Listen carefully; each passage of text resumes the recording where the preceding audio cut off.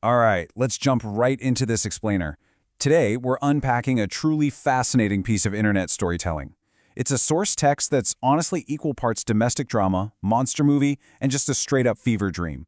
We're going to treat this chaotic tale with the absolute structural respect it deserves, because right beneath the surface of this rapid-fire comedy lies a perfectly paced, completely absurd hero's journey. By breaking this down step by step, we'll see exactly how a remarkably simple problem escalates into an unbelievable adventure. So, our story opens up by establishing incredibly high life-or-death stakes. The inciting incident here is a brutal, scorching summer heat wave. And we're introduced to our protagonist, BaBu, who is just suffering immensely. Now, notice the specific language used in the source material. BaBu declares that if he isn't saved, he's going to tata, or table jonga. That's this fantastic piece of Hindi slang that basically translates to dropping dead, checking out, or just fainting permanently from the heat. It hooks us immediately, right?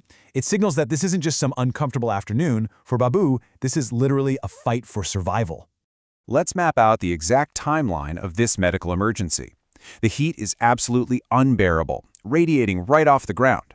And suddenly, BaBu completely collapses, unconscious on the floor. His mother, totally understandably, goes into a state of sheer panic and calls out to his siblings, Chintu and Chinky, to rush out of the house. Now here's the kicker.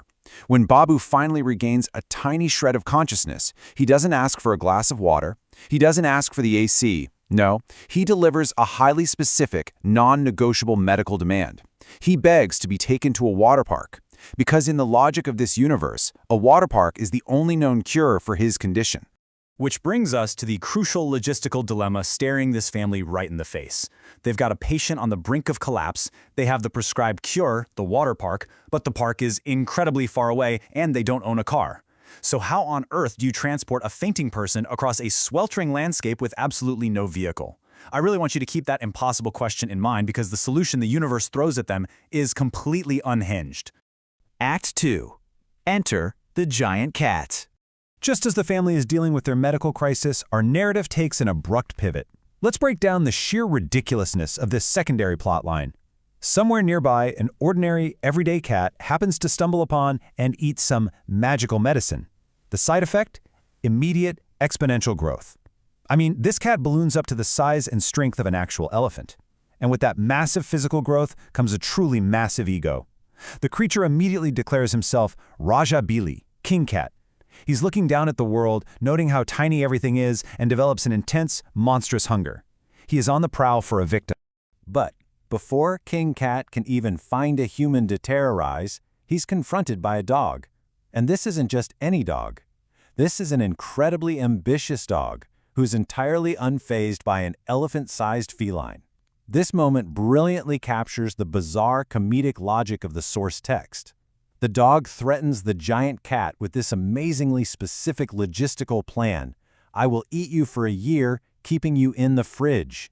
Just think about that for a second. This dog looks at a monster the size of an elephant, and his very first thought is long-term meal prep and freezer storage. Well, as it turns out, ambition doesn't exactly equal capability. Let's contrast the outcome of this sudden monster movie showdown. On one side, we have the dog. The dog is defeated instantly. In the source material, the cat declares "Mardiare Sasura," which basically means wiping the floor with him right off the bat.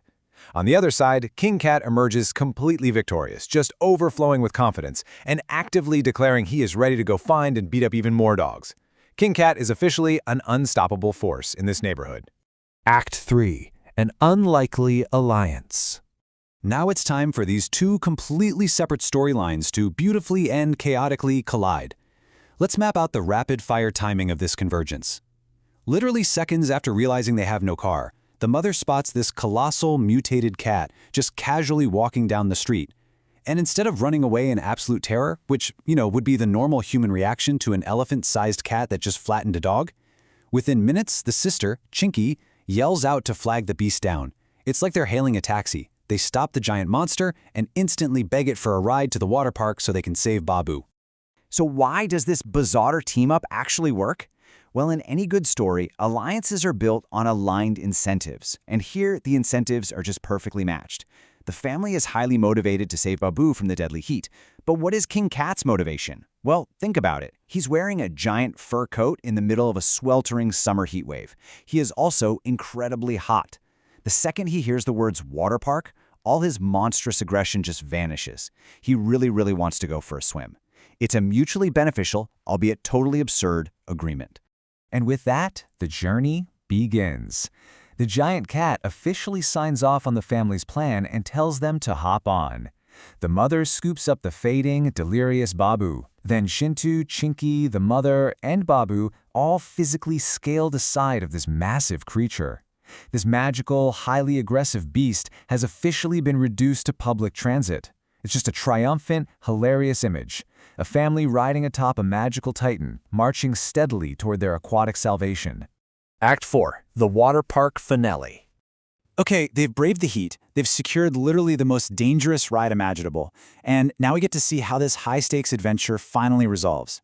They arrive at the promised land, and the joy and relief are just palpable. The family looks out over this massive, water-filled paradise, with endless pools everywhere. The mother and Chinky are just marveling at the sheer volume of water.